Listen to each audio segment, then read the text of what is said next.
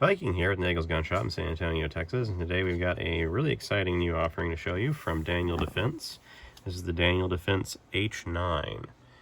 This is an all-metal pistol, which is pretty awesome. It's, as you can tell from its appearance, very similar to the Hudson H9, which was a very revolutionary design that was quite popular for a bit. And this gun takes all the features that it had and improves several of them. For one, it's optics ready from factory, which of course is a big deal now. Optics ready is kind of a requirement for a service type handgun, so it has that.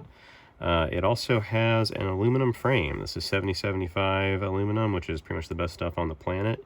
Same stuff that AR-15 lowers are made out of.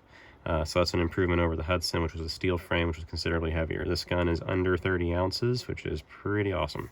They did change the takedown method, make it a little bit easier. There's no pin to pull out or anything. It does come with a fiber optic front sight and matte rear, which is really good for night vision use. A lot of people don't want tritium on the back because it can make it hard to aim the pistol under night vision. It has the same approximate trigger mechanism that the Hudson had, which is a straight forward and back motion. Unlike most striker fired pistols, it's more like a 1911 trigger, but it does have the grips, the trigger safety mechanism involved like a Glock does. So the trigger can't move to the rear without someone first moving that up into the end of the back. So if you just smack it on something, the trigger cannot move under inertia to the rear by itself. So it's a very good safety feature. It's just like Glocks in that regard. But unlike a Glock, the trigger doesn't rotate around a pin. It moves straight forward and back. So if we check clear, get the mag out of the gun, nothing in the gun, you can see this trigger moves straight to the rear. It does not rotate once you take out the slack from that safety. So it's got a trigger that's more similar to a 1911 than a Glock or other striker-fired offerings. But it is a striker-fired pistol. So it has that going for it, the reliability of a striker-fired system. No exposed external hammer to have any debris block it or anything like that. It also has a 1911 grip angle, which is pretty good. A lot of people prefer that over the Glock grip angle, which I definitely would say it definitely handles better than a Glock grip angle. It's more natural to me. It has ambidextrous controls. You got an ambi slide stop, so you can work at both sides. It doesn't matter which hand you're using. You can easily get to that. The magazine release is reversible, so currently set up for right-handed configuration. It can be flipped around and set up for left hand. It also has a military standard Stenag rail for lights and other accessories. The Hudson did have a rail on it, but it wasn't quite the 1913 spec. This one should fit any accessory you can find that will fit in that amount of space. It does have a steel frame inside of this little bit like on a SIG P320 or something. But the grip module, which is the bulk of the lower, is not a serialized firearm. It's just a grip module, and it is aluminum, and it mounts to that frame. So that saves you quite a bit of weight compared to an all-steel frame like on most pistols that are made of metal. So it's quite a bit handier, quite a bit easier to carry. It also has these nice G10 grips on the side that are very grippy but not too abrasive. It's not going to eat through your clothes or anything like some of the crazy grips that you see out there. And it is contoured just enough to make it easy to get to that magazine release for either hand. So if you had it set up for a left-hander, it'd be just as easy to get to.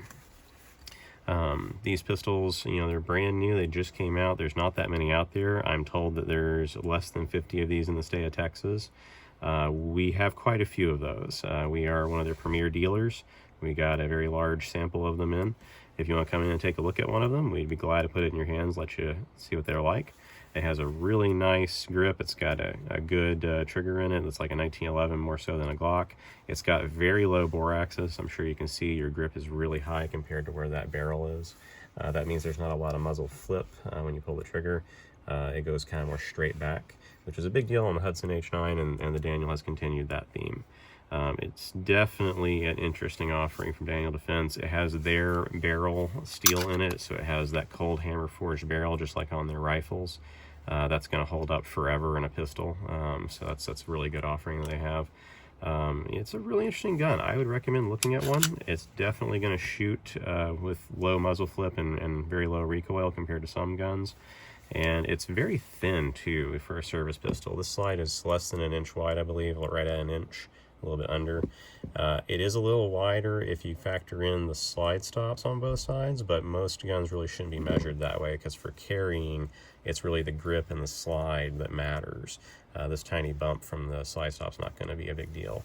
So this is a very thin gun. One thing you can tell with that is the magazine that goes in here.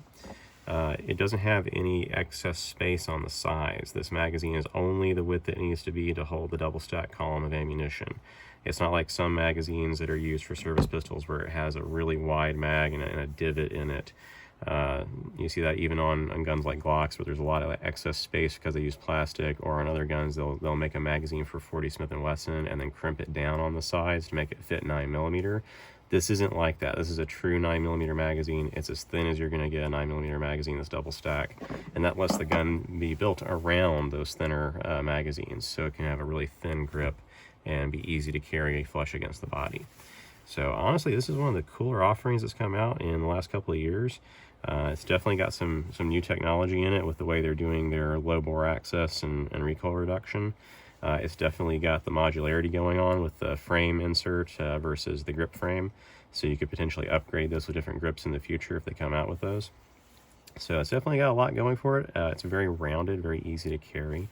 I would recommend getting one of these in your hand, take a look at it, see if you like it, if you have any interest in more modern edge-pushing gun designs. And you know, we have quite a few of these at the moment. They will probably sell quickly, and they're going to be kind of hard to get back in stock quickly for a lot of dealers, but we're going to have these as much as anyone can possibly have them. So come in and take a look at one today. We're at 6201 San Pedro Avenue in San Antonio, Texas. You can reach us on the phone at 210-342-5420. And look forward to more exciting Viking videos with new products as SHOT Show starts up next week. I'm sure we'll have new stuff that we can show you after that. And check us out on our website at nagelsguns.net. We put all sorts of new offerings on the front page there. Have a good day.